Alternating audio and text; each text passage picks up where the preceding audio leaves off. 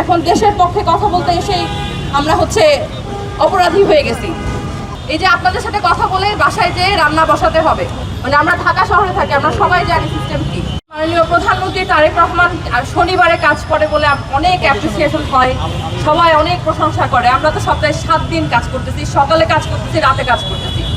এই যে আপনাদের সাথে কথা বলে যে বাসায় যে রান্না বসাবো, বাসায় শ্বশুর শাশুড়ি থাকে, বাসায় কিনে খাওয়া, আর হয়তো এখানে অনেক ব্যাচেলার ভাইরা থাকবেন, কিনে খেতে পারেন।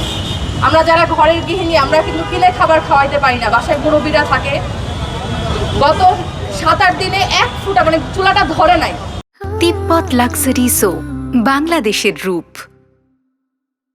এই যে আপনাদের সাথে কথা বলে বাসায় যেয়ে রান্না বসাতে হবে, মানে শুধু ভাত না, তরকারি টরকারি সব কিছু কেটে কুটে বসাতে হবে।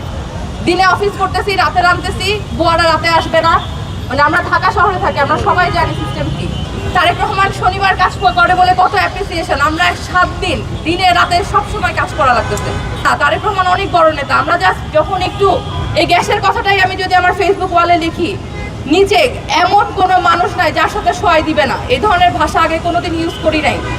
রাজনৈতিক ভাষা নিয়ে যদি সমস্যা উস্কানিমূলক হয় তাহলে সব পক্ষ থেকেই হওয়ার কথা। আমি আমার মানে জীবনে কোনোদিন কখনো হই নাই। এখন দেশের পক্ষে কথা বলতে এসেই আমরা অপরাধী হয়ে গেছি।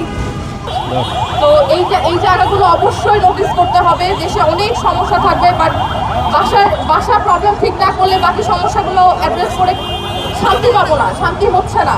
বাসায় মুরব্বীরা আছে, তাদেরকে খাবার দিতে পারতেছি না।